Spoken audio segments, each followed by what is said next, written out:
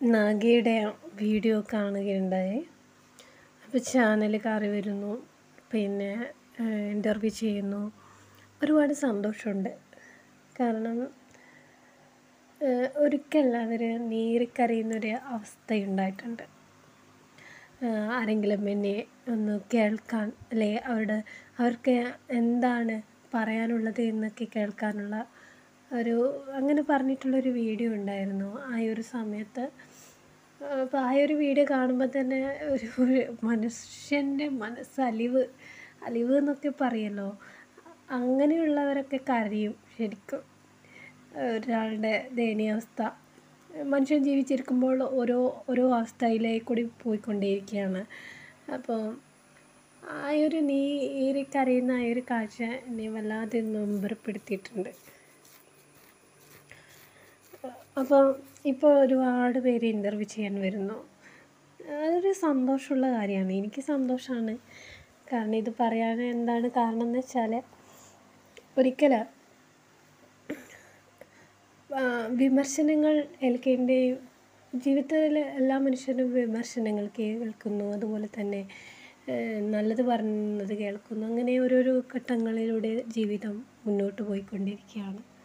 ഓരോ മനുഷ്യൻ്റെയും പ്രതികരിക്കുന്നു, പ്രതികരിക്കാതിരിക്കുന്നു, അങ്ങനെയൊക്കെ. അപ്പോൾ ഇപ്പോൾ ഇൻ്റർവ്യൂ ചെയ്യാനൊക്കെ ആൾക്കാർ വരുമ്പോൾ ഒരിക്കൽ അവർ അതിന് വേണമെന്ന് ആഗ്രഹിച്ചപ്പോൾ ഇപ്പോൾ കിട്ടുന്നുമുണ്ട്.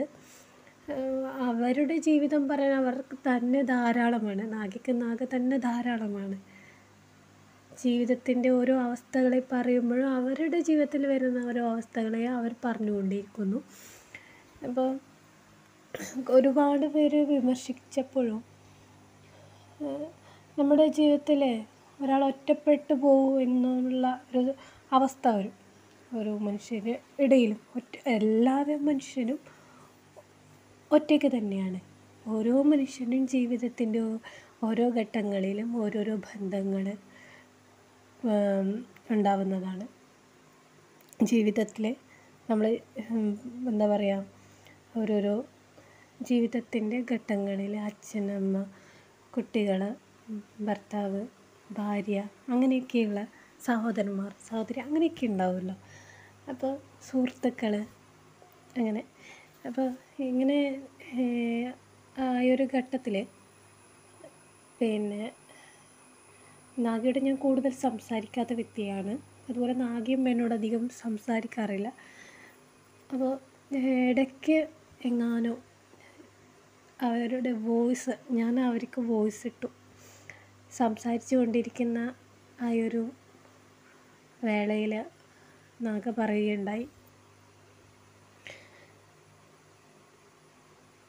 ഈ പറയുന്ന വർത്തമാനങ്ങൾ നാഗയെ എന്താണ് എന്നെനിക്ക് മനസ്സിലായത് കൊണ്ടും അതുപോലെ നാഗയ്ക്ക് എന്നെ മനസ്സിലായിട്ടുണ്ടാവാം.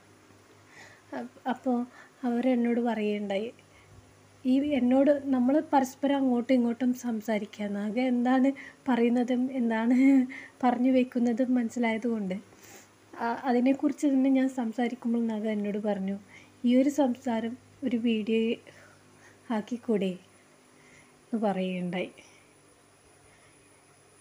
ഒരുപക്ഷെ അത് അവർക്കും ഉപകാരപ്പെടും, നമുക്കും ഉപകാരപ്പെടുന്നതായിരിക്കും.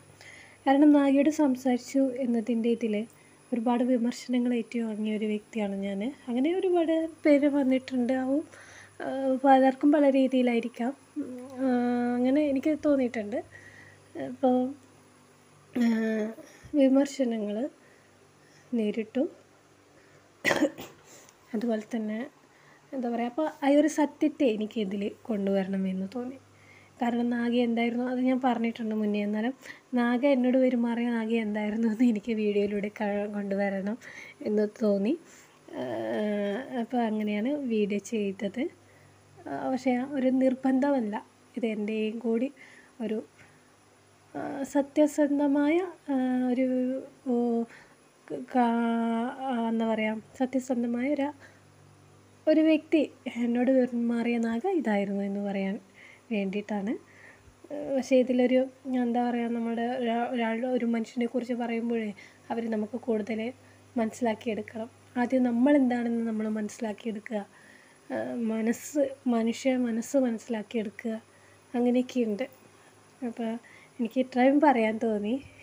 പിന്നെ ഇങ്ങനെയൊരു ചോദ്യം കൂടി ചോദിച്ചു, നമുക്ക് ഒരു സുഹൃത്ബന്ധം എന്ന് പറയുന്നതിൽ എന്താണ് അർത്ഥം ഉണ്ടാകുന്നത്? ഒരു സുഹൃത്ബന്ധം, നമുക്കൊരു വിഷമം വരുമ്പോൾ ഒരു സുഹൃത്തായിട്ട് നിൽക്കുന്ന ഒരാൾ കൂടെ ഇല്ലെങ്കിൽ എന്നൊക്കെ പറയുമല്ലോ. അപ്പോൾ മനസ്സിലാക്കിയ കാര്യങ്ങൾ തുറന്ന് പറയുക തന്നെ വേണം. തുറന്ന് പറയുമ്പോഴാണ് അതിൻ്റെ യഥാർത്ഥ സത്യവും മനസ്സിലാവുക. അപ്പോൾ നാഗ ജീവിച്ചിരിക്കുന്ന സമയത്ത് ഞാനിത് പറഞ്ഞു എന്ന് മാത്രമാണ് എനിക്കിങ്ങനെ പറയാൻ തോന്നിയത്. പിന്നെ എന്താ പറയേണ്ടത്, കൂടുതലായിട്ടും എനിക്ക് ഒന്നും ഇപ്പോൾ പറയാൻ തോന്നുന്നില്ല. എന്നാലും ഒരുപാട് സന്തോഷമുണ്ട്. എന്ന് വെച്ചാൽ ഇപ്പോൾ ഒരു ഇൻ്റർവ്യൂ ആയിട്ടൊക്കെ വരുന്നത് കാണുമ്പോൾ ഒരു സന്തോഷമുണ്ട്, അതെനിക്ക് സന്തോഷമുണ്ട്. പക്ഷേ